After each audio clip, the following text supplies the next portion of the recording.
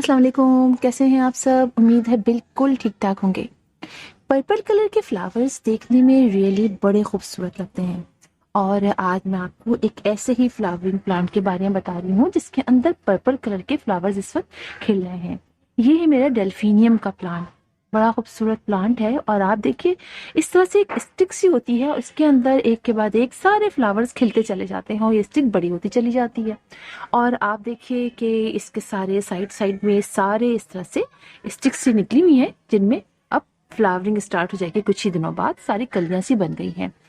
Delphinium के plant की मतलब कई कलर्स के इसके फ्लावर्स होते हैं जो देखने में बड़े प्यारे लगते हैं। और जब हम इसको बड़े पॉट में लगाते हैं, सही से इसको फर्टिलाइज करते हैं, तो ये काफ़ी बड़े बड़े हो जाते हैं और बहुत खूबसूरत लगते हैं।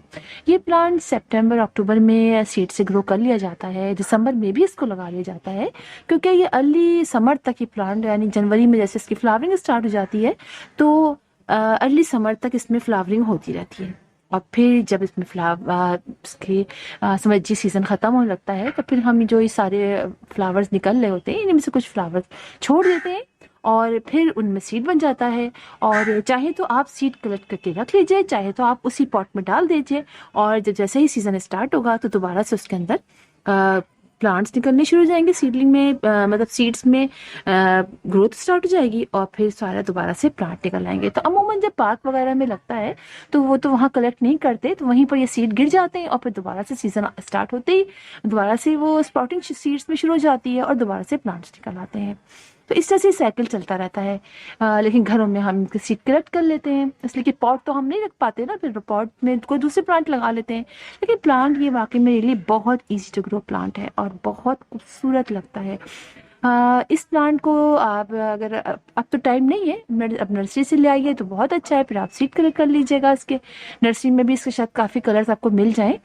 और इस प्लांट की अगर आप घर नर्सरी से लेकर आएँ और आप बड़े पॉट में लगाएं तो अब जो सॉइल बनाइएगा उसमें आप 50% जो है आप लीजिएगा, जो नॉर्मल सॉइल होती है वो लीजिएगा, 20% सैंड ले लीजिएगा और 30% आप गोबर की खाद, कंपोस्ट जो भी आप लेना चाहे वो ले लीजिएगा।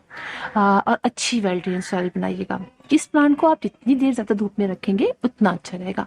काफ़ी मतलब अच्छा इसको होता है, मतलब पसंद करता है ये गर्मी यानी सन डायरेक्ट सनलाइट को। लेकिन ये कि जब आपको लगे कि बहुत तेज जैसे आजकल कुछ अर्से बाद बहुत तेज गर्मियाँ, धूप में बहुत तपिश आ जाती है, तो आप फिर उसको ऐसी जगह रख के दिन में 2 से 3 घंटे की कम से कम उसको डायरेक्ट सनलाइट मिल जाए तो उसके फ्लावर्स नहीं खराब होंगे, वरना फौरन ड्राई हो जाता है। क्योंकि हम इसकी पानी का हमें फिर ख्याल रखना पड़ेगा, इसकी मिट्टी को हमें हर वक्त हल्का हल्का मॉइस्ट रखना पड़ेगा, तो फिर ये प्लांट की ग्रोथ अच्छी होगी। इसलिए कि फिर होगा ये कि इसके लीव्स जो हैं वो सारे बर्न होने शुरू हो जाएंगे। अभी देखिए नीचे तक इसके लीव जो है बिल्कुल ठीक है, लिहाजा हमें इसको, जैसे अब मेरा इसको ड्राई हो गया है, अब मैं पानी डाल दूंगी। अगर दिन में 2 दफा भी इसको पानी डालना पड़े तो आप दिन में 2 दफा इसको पानी डालिए। बड़े पॉट में लगा लेते तो ये काफी बड़ा सा हो जाता है, बुशी सा हो जाता है। चूंकि छोटा पॉट है, ये चेंज का मेरा पॉट है, तो इसलिए इसके अंदर फिर मुझे 2 दफा पानी डालना पड़ता है। इसके अलावा ये कि आप इसको हर 15 डेज से या आप 10 डेज रख लीजिए। 10 डेज से आप इसके अंदर गोबर की खाद का लिक्विड फर्टिलाइजर डाल दीजिए।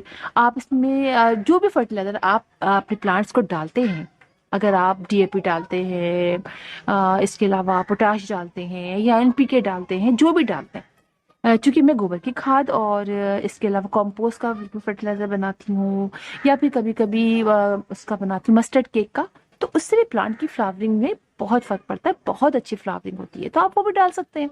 और इंसेक्टिसाइड का स्प्रे भी आप इस पर कीजिएगा। हर 10 डेज के बाद आप ज़रूर स्प्रे कीजिएगा, इसलिए कि इतने छोटे छोटे से प्यारे प्यारे फ्लावर्स होते हैं, तो एक दफ़ा अगर कीड़े आ गए आपके प्लांट के ऊपर तो फिर वो प्लांट को पूरा ख़राब ही कर देते हैं, एक के बाद एक प्लांट पे लगते चले जाते हैं। लिहाजा सर्दियों में, गर्मियों में आप लाजमी हर 10 डेज के बाद आप इंसेक्टिसाइड का स्प्रे ज़रूर कर लिया करें। ये बहुत अच्छा रहता है। 10 डेज या 15 डेज आप ज़रूर कर लिया कीजिए। अच्छा, इसके बाद इस प्लांट की आप फर्टिलाइजर की बात कर ली, डायरेक्ट सनलाइट की बात भी हमने कर ली। बस सीड से आप इसको ग्रो कीजिएगा। अभी आपके पास है तो आप इस तरह से इसके सीड कलेक्ट कर लीजिएगा और नेक्स्ट सीजन में आप इसको इसी तरह ग्रो कर लीजिएगा। बहुत ईजिली लग जाता है, जिस तरह हम प्लांट और दूसरे सीड्स लगाते हैं उसी तरह आप इसको लगा लीजिएगा। तो फिर इंशाल्लाह आप लोगों से मुलाकात होगी किसी और वीडियो में किसी टॉपिक के साथ। तब तक के लिए अल्लाह हाफिज।